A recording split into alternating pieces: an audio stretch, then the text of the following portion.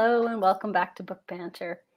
If you've watched before, you will notice that I look like I'm in a great big black hole, and my usual bookshelf is not behind me. My husband and I are at the final leg of a 3-week long road trip. So I am doing this live stream from our hotel room in Calgary, Alberta. So I apologize for the darkness. It's really just no lighting in a hotel room. So um, with that being said, if we have any technical difficulties with the live stream due to Wi-Fi issues, we will do our best to get the recorded version up for you as soon as possible as well. So I apologize if that happens in advance, but fingers crossed, technology will be on our side today. So the reason that I was so insistent on doing this live stream today was because, as you well know, Kelsey Gietl is one of my friends, but also one of my favorite authors. And she has a new release today, For a Noble Purpose, which is the first book in the Larksong Legacy series. And it is a beautiful, beautiful read. So without further ado, please help me welcome Kelsey to Book Banter. Hello. Hi, Tanya. How are you? I'm good. How are you doing? I'm good, considering my black hole of existence. At least I'm not what you got. Exactly, right? The funny thing is when I step up away from the computer, it's completely light. So I'm somehow blocking whatever light there is. So I'm not an engineer, so we'll leave it at that. But congratulations. Thank you. So excited to see this into the world. It has been a long process and it has turned out beautifully. It's such a lovely, lovely book. I adore it. It actually has traveled with me through 7 states and has been with me all the way along in anticipation for today. So happy book birthday. Thank you. It sounds like the book made a little bit of the Oregon Trail trip with you. It sure did. It sure did. It's such a neat time period, and one I think that's difficult to write about. So kudos to you for doing that. Thank you. So it is the first, For a Noble Purpose is the first book in the Larksong Legacy series. So can you start us off by telling us how this series came to be? So it was definitely a process, as you know, from our many discussions of how to get there. I guess I'll just start with, so when I published Unsettled Shores, the second book in my War Across Waters duology, so shortly before that, so this was April of 2021, I was trying to figure out like that series. So it was 4 books that dealt in the same time period. And so I was trying to figure out what the new series was going to be about. And I had multiple things. So I'm going through all my story ideas. And I came upon the one that dealt with the book of Tobit from the Bible. And so this is loosely inspired, loosely. And so basically the book of Tobit, for those who aren't familiar, is in that story, there's a woman, Sarah, who has lost 7 husbands, all before the wedding night, all died before the wedding night.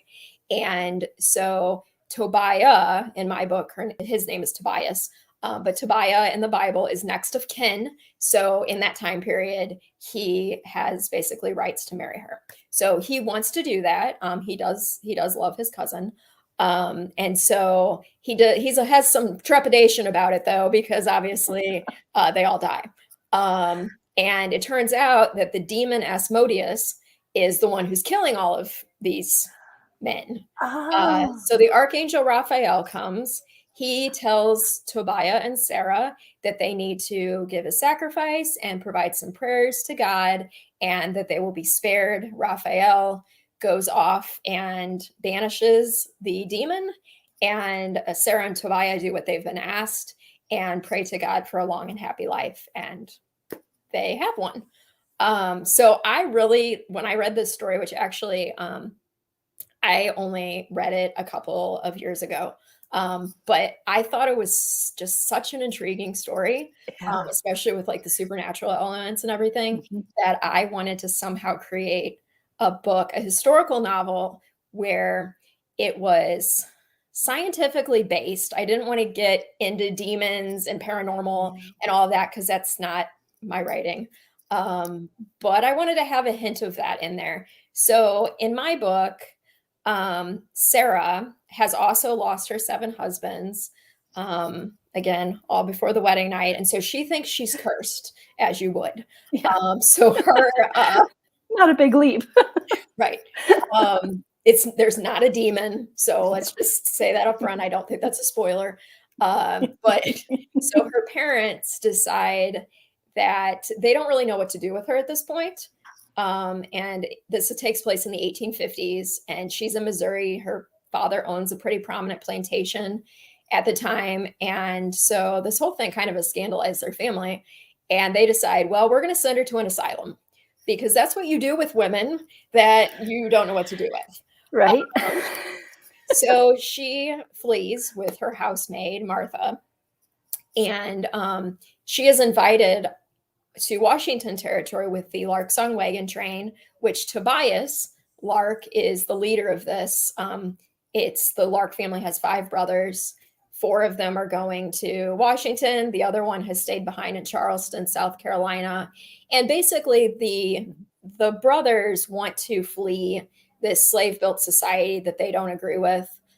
Their father was not a nice man, not nice to their slaves. So they take some of the slaves who have become their friends and they go to Washington to create this new society that is going to allow all races, all religions, everybody gets to go there. It's going to be great.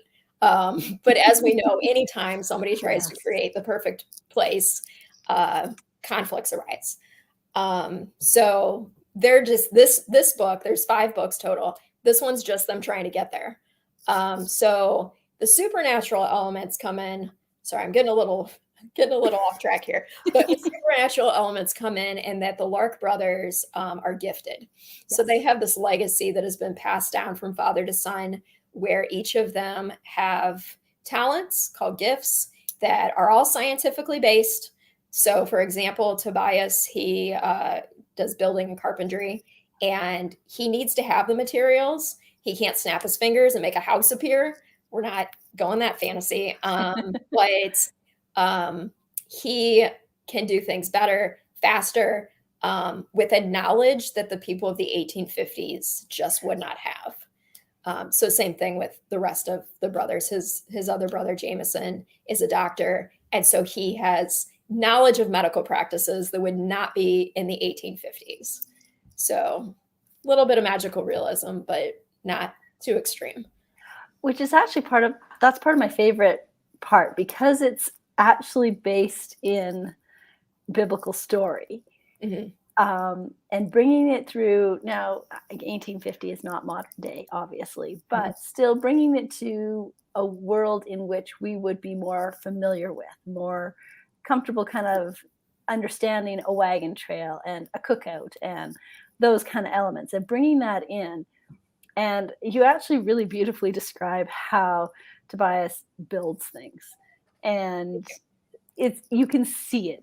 They pop off the page, and you actually see what he's created, which is really, really cool. So, do you have woodworking skills yourself? No, my husband used to be a carpenter. He was a union carpenter for a couple of years after college, and he loves building things. So I've got some background. So I was gonna say, like the intricacies of the things that he built and the knowledge of how he did it was pretty cool. So well done. Awesome. So I think you've actually already answered my next question which is that you have very strong characters. And what I liked about it's difficult to have 5 brothers in a story. Mm-hmm. and make them all different and unique and well-rounded. And you managed to do that well. So sometimes I read a book that has lots and lots of characters, and I can't remember who is who.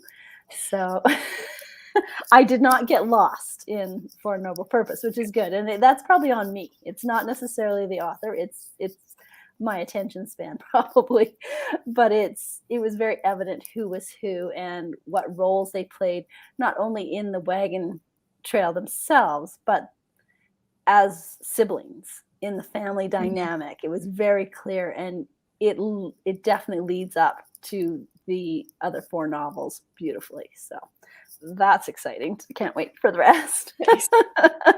And Sarah did interest me a lot.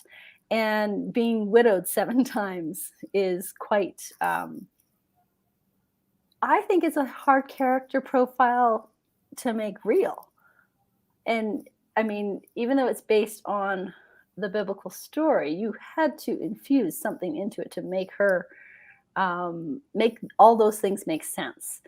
And I won't spoil anything, but it does make complete sense. Mm-hmm. So, so that's really cool. And so the special gifts that you gave the Lark brothers,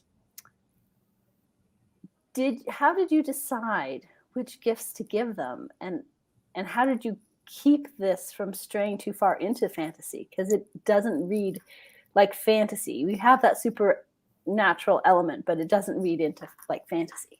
Mm-hmm. Well, so I had to do a lot of research. Basically, so in our house, we really like to watch Marvel movies. And we had just, and actually originally there was no gifted in the story. Oh. I'm not going to say what it is, but the end of the book where you find out Sarah's whole background and everything, that was still in it. Okay. But that was kind of the main thing. All the brothers were just normal. And then my family did a Marvel marathon where we watched all at the time, 23 of them. Holy crow. And that's just what we do. And so we watched all those, and like Star Wars is my absolute favorite. So you got the Force there and all that. But so we were watching that, and I was talking to my husband, and I was like, maybe they need to be like superheroes. Yeah. And then I calmed myself down, and I was like, hold on, we're writing fantasy here. But he actually helped me to figure out which gifts would work to stay in that science, Yes. but to like take it to the next level. So my husband was very instrumental in figuring out like which gifts to use. And then I had to kind of say, okay, so I've got it narrowed down to these gifts. Now, which ones are going to go with which brothers? So I kind of created a profile for each of them of like who I wanted them to be, like their character without their gifts. And then sort of paired, okay, which ones do I feel like would go with each one? So for example, Tobias, he is a builder. He's a fixer. And that's his inner personality too, is he wants to fix things. And he goes through the whole book with this whole, with his background of, because their father's gift was persuasion, and his gift does get a little more supernatural in that he, like, everybody just listens to him, and he persuades their mother actually to end her own life. And the brothers know that, but the rest of this town does not know that. And so they've kind of lived under the shadow of their mother's death and not being able to save her from their father. And so he's constantly trying to fix that which he feels like they broke. And there's not really a way to fix that. It's more him getting through it. Yeah, coming to terms with the reality of his life. Yeah. And so now he's like kind of wanting to fix Sarah and figure out what her deal is. And so he actually thinks she's gifted, but in like reverse, where like she's like her curse is killing the guys, but she doesn't realize it. Is or not, you know, read it. But yes, exactly. Yeah. And then Jameson, who's the second brother, his gift is he's a doctor, so he heals people, and he's also very religious. So he very much wants to heal people's souls, their minds, their bodies. So that's why he became a physician. So, gotcha. Yeah. It's interesting that you. I like how you approached it. It's a very analytical way to approach it. With here's who they are as people and what gifts would suit them, and how would that's a really, really layered approach, and it's very deep. And I'm thinking, maybe I don't think that that deeply as I'm creating, but at the same time, I think that the difference probably is that you can put it into words, your process of how you've done it, which is so helpful for both readers and writers to hear of other processes. So that's pretty cool, actually.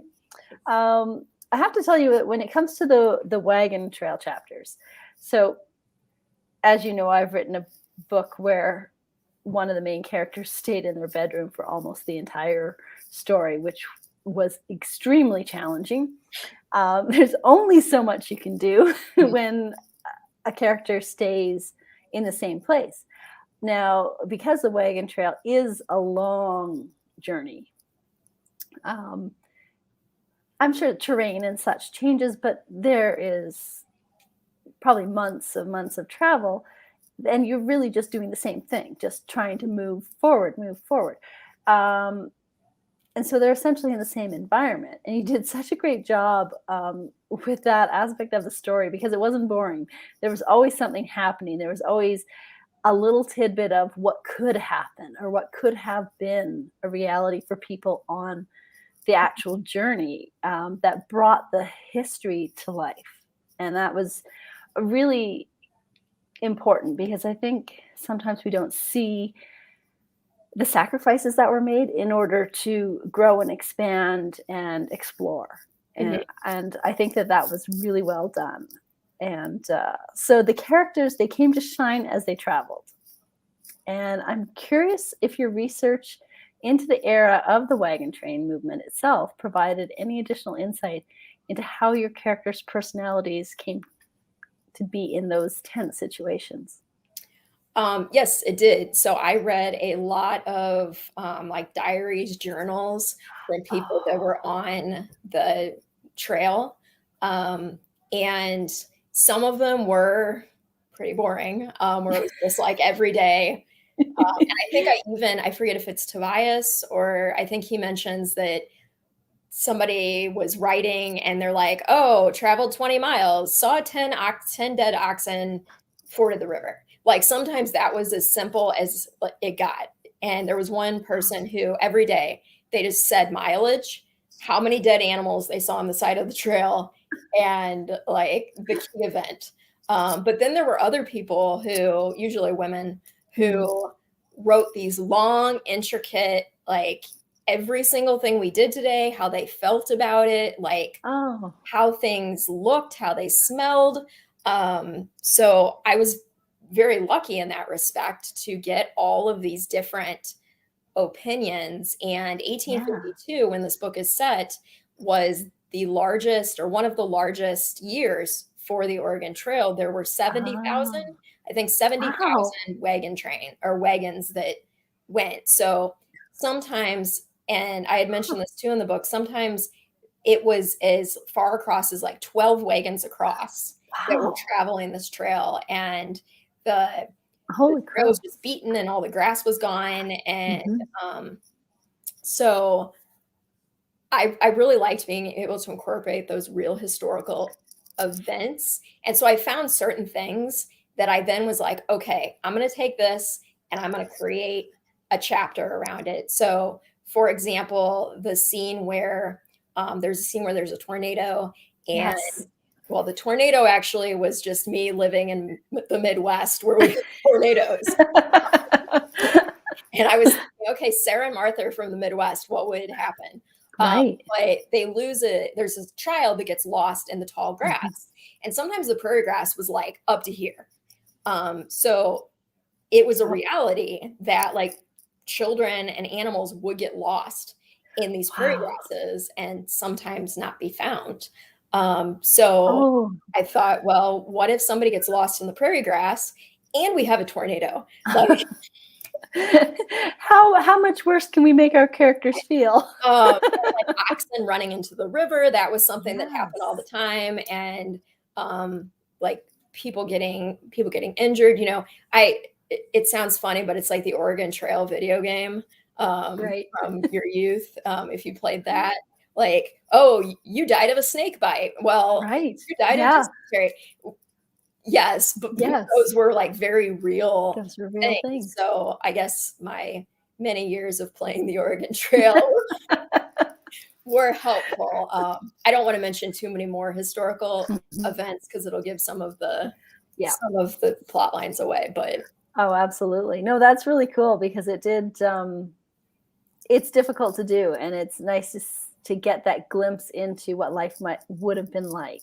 mhm, And I didn't realize 12 across. That's huge. Like yeah, that's wagons aren't super small, so right. that's and to have all of those animals pulling those wagons Mhm. as well. Like And just that's learning about animals, like, I had yeah, always learned in school, everybody took oxen. Well, right. some took oxen, some took mules, some took horses, and, like, there was different reasons for taking the different ones, and, Oh, for sure. so I had to take all of that into consideration too. And it's funny too because I imagine it also depends on what they had access to Mhm. as they were leaving wherever they were leaving from. Yes. So it's a fascinating time period. And I will tell you that I'm not a super big fan of Wild West. So Mm. it helped my interest and it actually informed me a lot, which was really, really Good. good. um, so the social norms of the day in the South was plantation life. Mhm. I actually really liked how you brought the companionship between people of different race, religion, and social standing together. And that's not an easy line to walk as an author. And how did you approach the delicate topic of slavery for the novel? Because it's a touchy Yeah. subject and it's a hard one. It's a hard Um, one. that was probably the hardest part of writing the entire book, Yeah. and it was something that initially, when I was looking at, okay, all the different ways that I could potentially write this story, and then you suggested having it during the antebellum era, which of course you can't have something set. Sorry about that. That's okay, it worked out. But you can't have something set during the antebellum era and just completely ignore racial issues. Like, Right. you just can't. So I hope I did it justice. I did a lot of research into all the differing opinions, and I think that was probably the most interesting part of my research was all of the new things that I learned about, in particular, about the South and Southern economics, and how like everything leading up to the Civil War was not as simple as just the slavery issue. Like that was a big thing, Oh. but just all the ways that people were both, well, the plantation owners were trying to help themselves, but also the people that were trying to help the slaves, but feeling like their hands were tied. So the Lark brothers want to help their slaves. Like, and they, in this book, they are overseers. And they do that because they know that otherwise their father will hire people who will not be kind to these Right. people.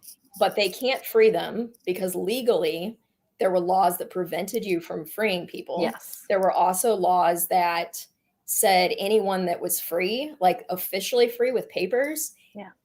when the slave law was passed, they could be captured and brought back to the South, whether they had papers or not. So for the Lark So you're brothers, never free then. right? So Yes. they wanted to free their people, but they knew that they couldn't free their people Right. because of the whole just culture and everything. So when they go to Washington territory, and they go to Washington instead of Oregon, because Oregon didn't really want black people there. They had certain laws against them officially Oh. settling, whereas Washington did not. They still couldn't claim land, but they could at least live peaceably enough. And so the Lark brothers carry papers for the slaves who aren't slaves anymore, but they Right. have to because as they're traveling, if slave catchers came and grabbed their friends, Right. they could say, no, no, I have these papers. I own these people. And Right. so basically Oh, it was so hard because hard. you didn't own them, but you own them. In Yeah. order to in order to help them, you had to kind of make some really tough decisions. Which is It's and that's hard to write about because I mean history just really shows us that humans are Mm, not we are not great. yeah. So Laurie is saying this sounds interesting. Mm. Yeah, so I would recommend if anybody like if you have some free time and you want to read about Southern Yeah. pre-Civil War economics, I think that it's something that I feel like everybody should read a little bit about. Yeah. Because, and again, my characters talk about how if you if you freed all the slaves right away, that if you just did it in one fell swoop, it would be a good Right. thing, and it is a good thing. Don't I hope no Yeah. one's misunderstanding what I'm saying, but it also like the northern and Europe were Mhm. used to getting low cost crops and Right. cost supplies. And so if suddenly you got rid of that free labor, then they'd have to raise the prices. Yeah. And then there'd be this whole like economic That's exactly turmoil, it. which there was somewhat Mhm. after the Civil War, and a lot of the plantations were hurting. Mhm. And then again, your slaves, if you just sent them out, like who's going to take care of them? Like where are they going to go? Yeah. People didn't want Who's to give them jobs. So exactly what I was thinking. Like, how do right, they it's not like they have their resume right. and So that's neither side was set up for success outside of the system. correct, and that's something Tobias talks about is that there's just no good answer, and that's something they have to kind of deal with. And even in Missouri, which is where Sarah's from, where they had a different lifestyle because most of the plantations in Missouri Mhm. um, only had a few slaves. Like 20 was a lot for Oh, Missouri plantation, which I didn't even know Missouri had plantations until I started researching. oh, Um, interesting. Usually the slave owners in Missouri would work alongside the slaves, and so the dynamic was a little better than in the deeper South, Oh, okay. but I Okay. mean, it was still there. But yeah, there's still the the phrase ownership Yes. is a one that yeah, just is hard. That's it just sticks you in the heart and doesn't sit right no matter what. Mhm. But I and that's the thing. It's so the way you've addressed it in the novel is it comes across as that way of being that kind of plantation owner of trying to do the best they could do within the bounds of the law that they were living at the time. Yeah. So, So they yeah. decide to leave So, because and they're like, "We can't do anything else." So exactly, why not, right? We'll create our own new territory and our own town, and life will be better. Wow, it's a hard one, and it's a delicate subject, and it's because it's difficult to speak from a perspective that you've not experienced. mhm. And the interesting thing is that it becomes apparent when we talk about race or religion or societal um, differences. Um, but as a historical fiction author, we are always putting ourselves in the position to speak of a position or a situation that we are not familiar with. So Mm.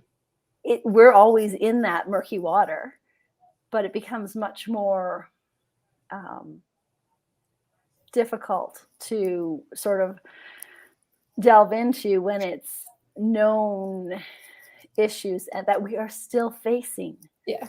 in the modern world. So I think when books are written to enlighten us, it and like you say, economically, it when you explain that, that makes complete sense as to why lawmakers would have been like, well, wait a minute, we can't do this all at once because of the economic impact. But it's always my argument at some point, human life matters far more Oh, than money. yes. No, I was not saying that No. whatsoever. Slavery's bad. We shouldn't have it. Uh, Exactly. Exactly. I just found it interesting to It is. be able to see that counter argument and that it in Yeah. some ways made sense. It does looking back at it. It Yes. makes sense as you can see where those sort of thoughts came from. Mhm. And then you also know that in the mix of that is also power hungry Yes. individuals as well. Mhm. And that is the force that pushes things in the wrong direction. Yeah. So yeah, I completely agree. It's just interesting the economics of it. It makes sense. It's, the pandemic showed us that. Yeah. That when, whole manufacturing, we still have shortages and delays and things like that because of manufacturing Mhm. plants in different locales. And so it's a real thing. Mhm.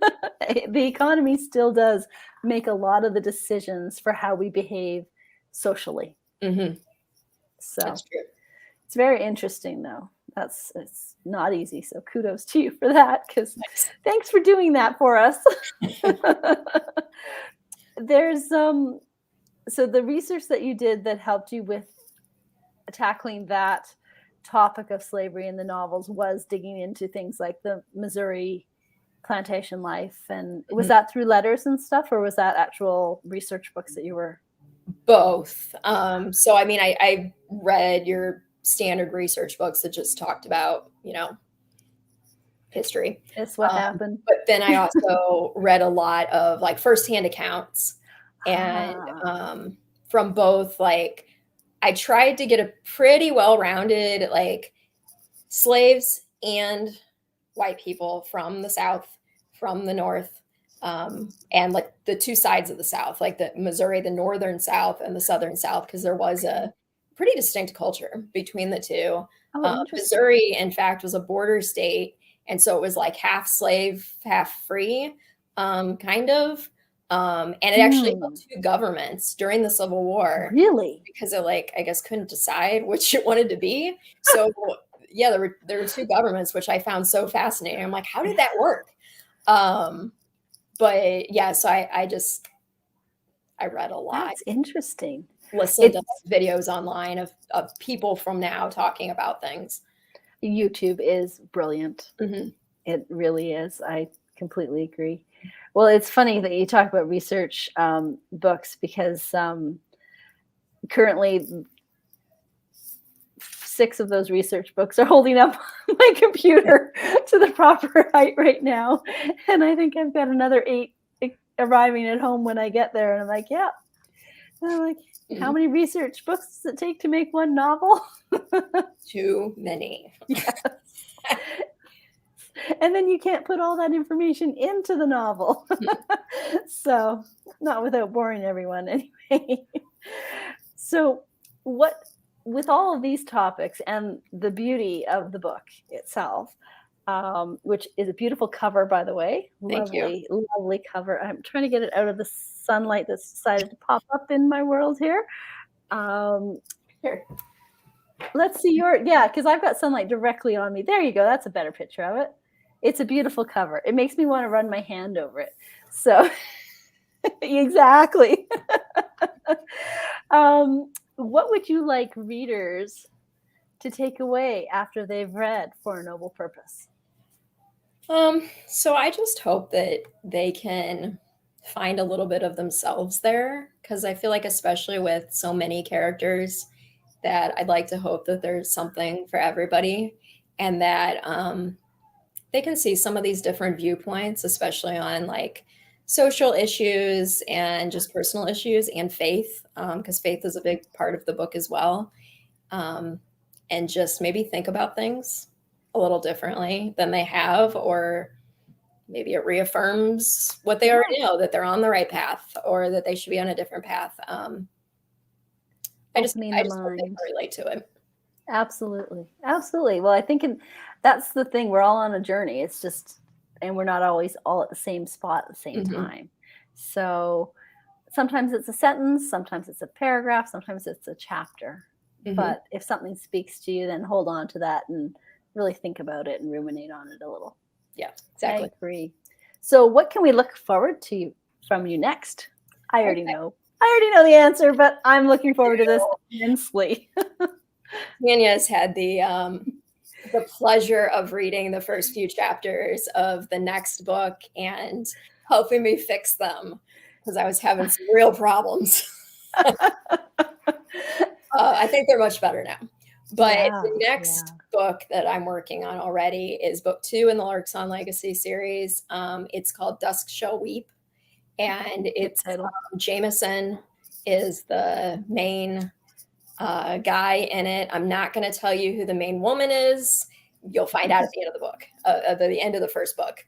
But I don't think it's too much of a spoiler to say. No. Jason's in it. There you go. You know he doesn't die. Yeah. Uh, One person out of all of them, yeah, that doesn't die. I guarantee no one else.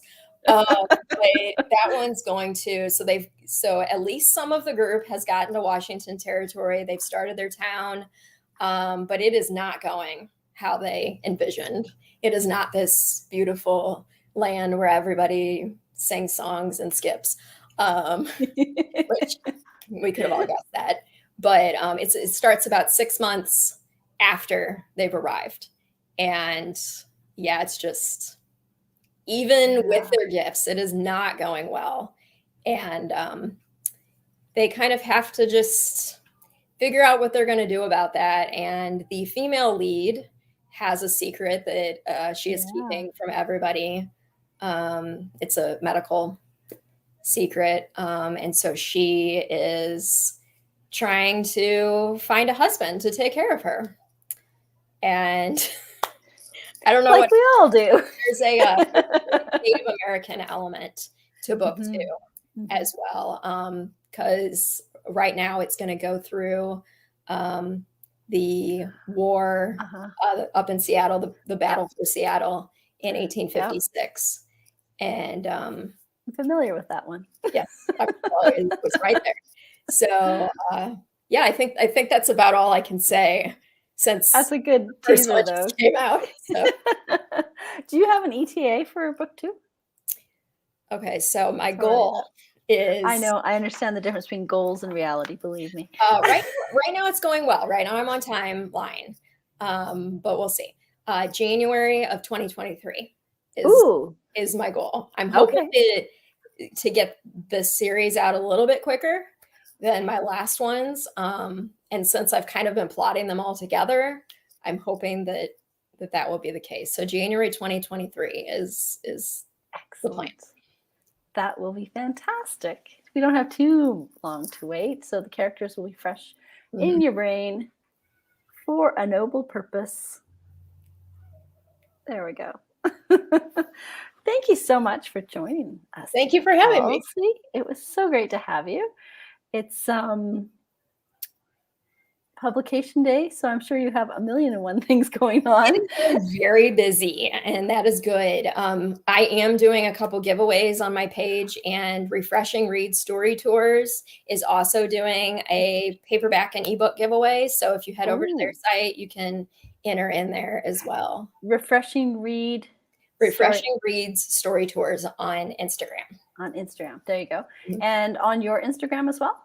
Yes, so I have one posted right now. I'm doing an inspirational sticker giveaway, and they're like the nice, like waterproof, like stick them on your mug stickers. Oh yeah. And then I'm going to be doing, I'll post it right after this. I'm going to be doing a international, since Refreshing Reads has the American giveaway, I'm going to be doing a international only, so non-US ebook giveaway, since I can never give anything away due to shipping costs to my international readers. So I'm going to do an ebook giveaway for you guys.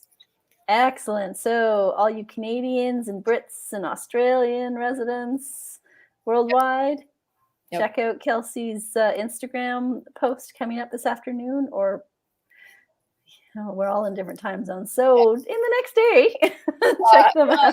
I'll post it like after we get off here. Okay. So then, because Australia is probably sleeping, so by the time you wake up, you can check it out and enter to win a copy of For a Noble Purpose ebook copy.